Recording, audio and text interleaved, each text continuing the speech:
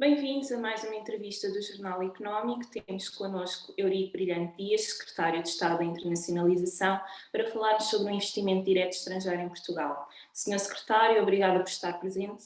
Começava por lhe perguntar, em que medida é que a pandemia afetou o investimento direto estrangeiro em Portugal durante o último ano? Muito bom dia e bom dia também a quem nos vê, mas em particular também aos leitores do Jornal Económico. O ano 2020 foi um ano de fortíssimo decréscimo do investimento direto estrangeiro no mundo e em Portugal nós tivemos uma diminuição do fluxo de investimento. Foi uma diminuição que foi pronunciada, foi ligeiramente inferior, a diminuição foi ligeiramente inferior a 50% em fluxo, mas curiosamente foi um ano particularmente interessante desde o ponto de vista da consolidação do estoque de investimento. Nós, apesar de termos diminuído em fluxo, o estoque de investimento direto estrangeiro em 2020 aumentou 1,6% no global, mas aumentou ligeiramente mais, 2,6% se excluirmos as SPEs, ou os SPEs, os Special Purpose Entities, ou estas entidades especiais, que normalmente são veículos de investimento de não residentes, mas normalmente com poucos trabalhadores e, portanto, são mais operações intragrupo. E, portanto, nós atingimos 144 mil milhões de euros de stock. Mas em fluxo houve uma diminuição, que, como eu disse, foi ligeiramente inferior a 50%, devendo dar nós destaque que há duas áreas que captaram investimento de forma pronunciada: a área dos serviços, não o turismo em particular, como é evidente nas viagens, mas a área dos serviços, na área da consultoria, dos serviços de informática, como é evidente, foi um ano muito forte e, portanto, esses serviços tiveram um aumento de investimento direto estrangeiro significativo e tivemos também um aumento significativo na área industrial, mais na área das indústrias da energia, do gás e da água, que são aqueles em que nós tivemos um crescimento ou um fluxo mais pronunciado. Desde o nosso ponto de vista do trabalho que fazemos mais próximo da AICEP, foi um ano que sucedeu a um ano recorde. 2019 tinha sido um ano recorde de contratualização de investimento. Nós fizemos mais de 1.000 milhões de euros de investimento durante 2 anos consecutivos, 18 e 19, e o ano passado aprovámos aproximadamente 560 milhões de euros de investimento no conjunto, em que uma parte considerável, evidentemente, é investimento estrangeiro. Eu devo dizer que nós, dentro do conjunto dos países, e fazendo uma comparação, acho que é muito significativo termos conseguido suportar o crescimento do estoque. O estoque cresceu, o que significa que a sua depreciação foi inferior ao aumento de investimento que tivemos, de IDE. Apesar de tudo, foram mais de 5,5 mil milhões de euros de IDE que entraram em fluxo, e desde o ponto de vista do estoque sem SPEs, eu diria que nós aumentámos entre 3,5 e 4 mil milhões de euros o estoque, o que é muito considerável. Eu, como Secretário de Estado da Internacionalização, queria dizer duas coisas. Há 2 números que para mim são muito importantes na avaliação que fazemos do país. O país nos últimos 5 anos, desde 2016, tem um aumento de estoque perto dos 31 mil milhões de euros. E isto é um elemento muito significativo. O segundo número tem a ver com a dispersão. Nós temos conseguido ter cada vez mais países diferentes e a contratualização que vamos fazendo é cada vez mais dispersa, ou seja, ela é menos concentrada em algumas origens. E esse é um elemento que para nós é muito importante. Eu devo dizer que a AICEP contratualizou ao longo dos últimos anos mais de 20 proveniências de capital, de origens de capital diferentes. Essa discussão também ocorreu no ano passado, essa diversificação? O ano passado nós temos um investimento que captámos eu devo lhe dizer que de umas 12 proveniências diferentes. Eu não me quero enganar e, portanto, para lhe dar em concreto, posso lhe mesmo citar, nós captámos exclusivamente por ordem alfabética, não por ordem de importância, nós captámos da Alemanha, da Austrália, do Brasil, do Canadá, da Dinamarca, de Espanha, dos Estados Unidos da América, de França, da Irlanda, de Israel, do Japão, de Malta, do Reino Unido e da Suíça. São as proveniências diferentes que temos e com uma dispersão geográfica interessante, porque nós temos investimentos que vão desde o distrito de Aveiro ao distrito de Santarém, passando pelo distrito de Évora, distrito de Leiria. Também tivemos, evidentemente, a angariação de investimento no distrito de Viana do Castelo e também no distrito de Viseu e do Porto. São apenas ilustrações de como nós vamos distribuindo. Mas eu queria dizer um elemento adicional que é final, que é, eu acho que nós devíamos ter, o investimento direto estrangeiro é muito competitivo, Portugal concorre. Veremos, por exemplo, que já este ano tivemos alguns bons resultados e em que estamos a concorrer diretamente com a Espanha, com a Roménia, com a Polónia, com localizações mesmo em França e na Alemanha, e nós devíamos ter a noção que ao longo dos últimos anos nós tivemos investimentos de marcas como a Volkswagen, a Mercedes, a BMW, a Daimler Trucks, que são empresas alemãs. Tivemos a Cisco e a Microsoft a investir em Portugal em serviços para exportar. Tivemos um investimento da Google, muito de grande relevância aqui no distrito de Lisboa. Em França temos investimentos que vão do BNP Paribas a investimentos da Airbus e do grupo Airbus, com o investimento da Stelia, que está a ser feito agora no município de Santo Tirso. A Mecachrome, a empresa francesa também do setor aeronáutico, investiu em Portugal, assim como a Lauac. Nós temos conseguido atrair marcas importantes para o país e isso revela muito, não é apenas do trabalho do governo, porque o resultado deste trabalho nunca é o resultado do governo ou da agência pública. Claro que o governo e a agência pública têm importância, mas tem a ver também com o contexto que as empresas multinacionais vão encontrando em Portugal. E esse resultado positivo é um trabalho que nós temos que continuar a aprofundar no futuro próximo, mas é, desde o ponto de vista do resultado, um elemento importante. E este resultado espera uma recuperação do investimento direto estrangeiro este ano? Em 2021, nós já fechamos, angariamos, mais do que fechar, são angariações, são decisões por Portugal em processos competitivos. Quando eu digo processos competitivos, são processos em que Portugal concorreu com outros países e acabou por ter uma decisão favorável. Nós já tivemos até ao fim do primeiro trimestre 8 decisões. Para termos uma noção, nós o ano passado fechamos a este nível 35 operações que foram acompanhadas e decididas para Portugal. Algumas ainda terão processo de contratualização durante o ano 2021, mas são angariações e decisões por Portugal em 2020. Nós este ano já fechámos 8. E face ao primeiro trimestre do ano passado... É praticamente o dobro. Ok. É praticamente o dobro. Quais são os principais setores dessas... Os principais setores que nós temos indústria farmacêutica, nós temos a área também da aeronáutica, mais na área dos serviços de engenharia do setor aeronáutico. Nós temos na área dos serviços de data e de centros de engenharia e de centros de serviços em data centers. Temos nas energias renováveis.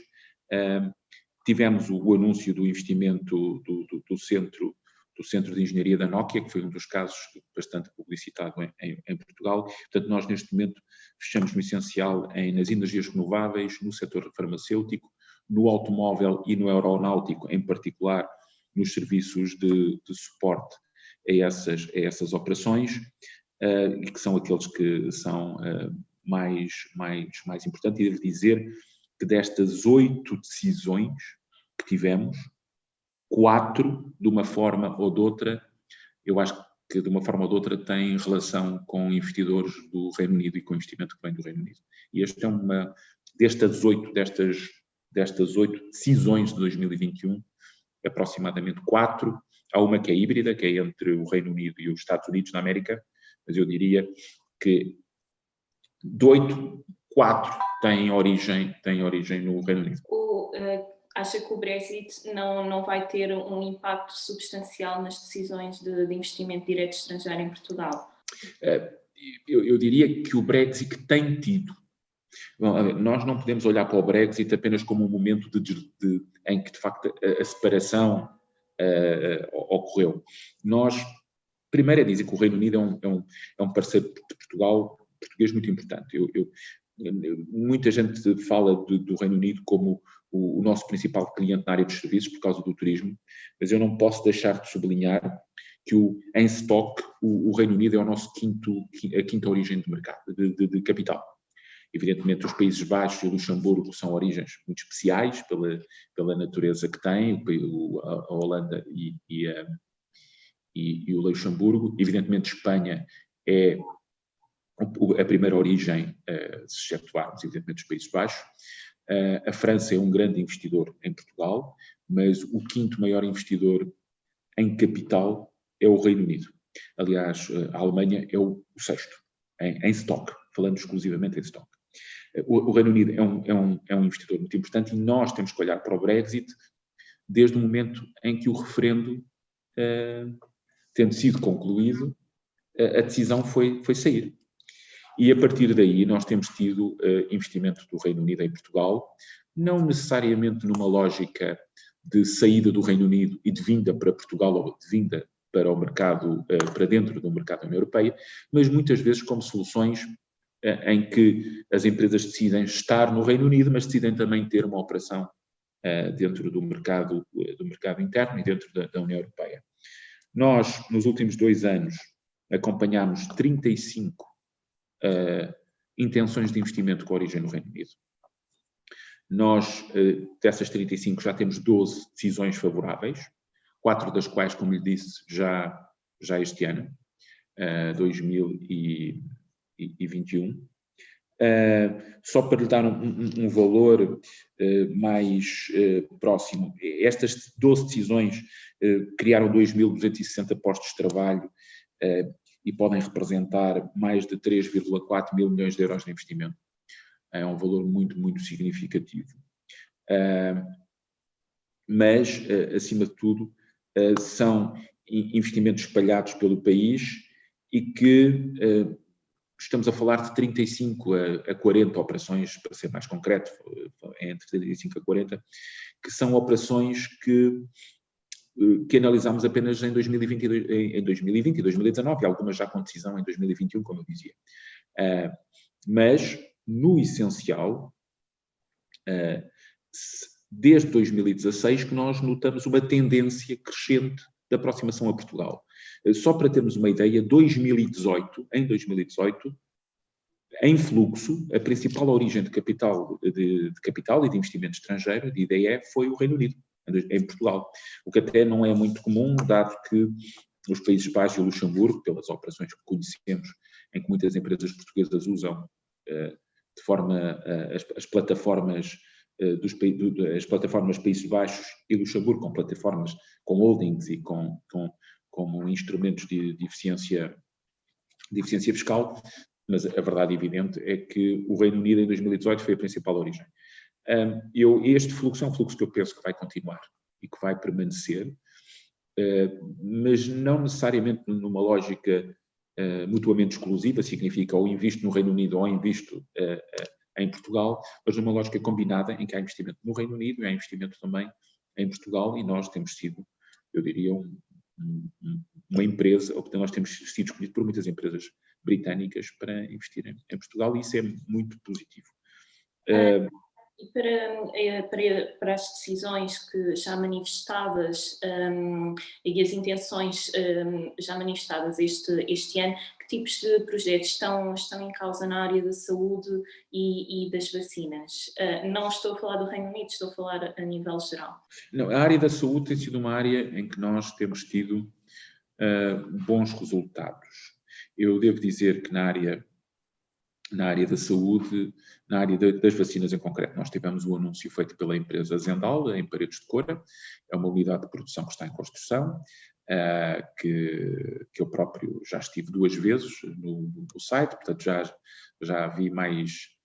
as vi mais atrasadas, as obras mais atrasadas, no sentido em que estavam no princípio, não atrasadas no sentido de não estarem no calendário. Mas, e já as vi agora, já este ano, bastante mais avançadas e, portanto, segundo a própria empresa, essa unidade terá condições de fazer enchimento de vacinas víricas ainda este ano, 2021, no último trimestre de 2021.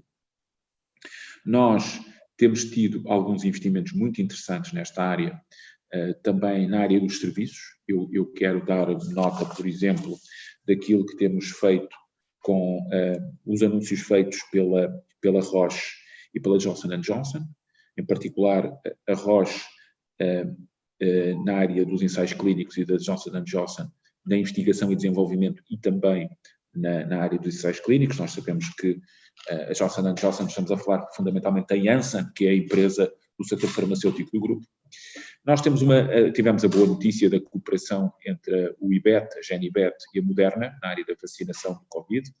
Essa foi uma colaboração muito interessante e um reconhecimento que a Moderna fez à capacidade que a Genibet teve de produzir. Eu devo dizer que esse é um elemento muito interessante, porque prova, por outro lado, que na área das vacinas, não apenas do Covid, mas das vacinas víricas e da capacidade de estar na área da biotecnologia, nós temos uma unidade que é forte e que tem condições de crescimento e que tem condições de desenvolver mais as suas atividades. Nós temos 2 outros investimentos que nos parecem muito interessantes. Um caso tem sido o desenvolvimento que a ICMA tem feito aqui com o Remdesivir. Como se sabe, o Remdesivir, o princípio ativo, é desenvolvido pela nossa portuguesa Obion e que tem estado também neste momento tem estado a ser utilizado. A ICMA, evidentemente, produz por licença da Gilead, que é uma empresa norte-americana, mas a Obion está a produzir o princípio ativo. E temos, eu neste momento, uma boa notícia, que é a boa notícia do protocolo e do memorando em que a Immunotep, com a Merck, MSD aqui na Europa, que foi um protocolo celebrado para desenvolver soluções na área mais na área das bactérias e da bacteriologia. A Immunotep, como se sabe, é aquela empresa de Cantanhede que apresentou, ainda com ensaio pré-clínico, e é isso que quero sublinhar, com ensaio pré-clínico, apresentou uma solução de vacinação por dispositivo nasal para a Covid, e, portanto, é uma pequena e média empresa portuguesa que está a trabalhar com a Merck, mas neste caso na área da bacteriologia, e que é um acordo muito interessante entre a Immunotep e a Merck. E, por fim, na área dos testes, nós neste momento já temos a Medinfar a trabalhar em testes serológicos. Os testes serológicos serão críticos para o nosso futuro próximo, numa solução em que participa num consórcio que acabou por desenvolver este teste e que tem um conjunto de empresas e de centros de investigação portugueses, e onde estamos a desenvolver a capacidade de produção em Portugal de testes serológicos. Os testes serológicos vão ser muito importantes, porque os testes serológicos serão aqueles que nos vão permitir medir o grau de imunidade. E no momento em que nós enfrentamos este processo de vacinação, ao mesmo tempo que temos um conjunto alargado de portugueses que já padeceu da Covid-19, os testes serológicos vão ser muito importantes para sermos muito eficazes, não só na necessidade de voltar a vacinar, mas também na necessidade de garantirmos um regresso progressivo à normalidade que é urgente para podermos voltar a ter a atividade económica, eu diria, normalizada. E é isso que procuramos.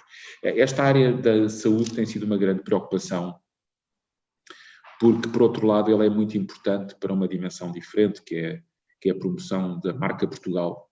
A marca Portugal é, acima de tudo, a origem de Portugal, desde o ponto de vista das exportações, mas é também o destino Portugal para o turismo e é o destino Portugal para o investimento estrangeiro. E nós sabemos que as economias mais desenvolvidas, as economias que produzem mais produtos de elevado valor acrescentado, são economias que estão bem posicionadas e são reconhecidas como economias que produzem produtos do setor farmacêutico, do setor da saúde. E por isso é muito importante. Qual é a expectativa que tem de criação, em termos de criação de emprego, com o IBE nesta área da saúde e das pessoas? Nós não temos... não tenho os valores concretos para o setor da saúde, mas temos os valores concretos que temos vindo a trabalhar para o conjunto dos setores.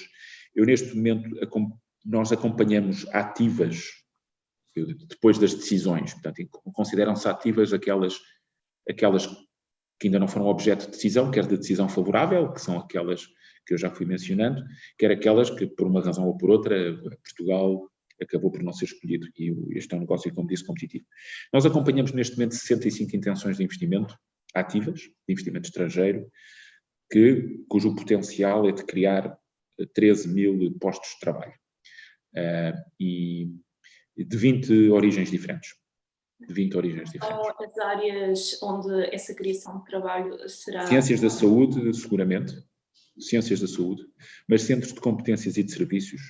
A área digital e das tecnologias de informação é outra. É o aeroespacial e o setor automóvel. E também há algumas intenções na área dos equipamentos industriais, portanto, das tecnologias de produção, na área naval e também na área têxtil. São áreas em que têxtil, muito mais concretamente na área do têxtil técnico, muitas vezes está entrecruzado com o setor automóvel e com os têxteis técnicos para a área aeronáutica, por exemplo. Mas são as áreas que nós temos sinalizadas, em que temos sinalização destas 65 intenções de investimento. Em 20 origens diferentes, mas eu diria que os mais expressivos é a Alemanha, a Bélgica, o Brasil, o Canadá, a República Popular da China, a Espanha, os Estados Unidos da América e a França continuam a ser os países onde nós temos mais origens ou mais intenções em análise.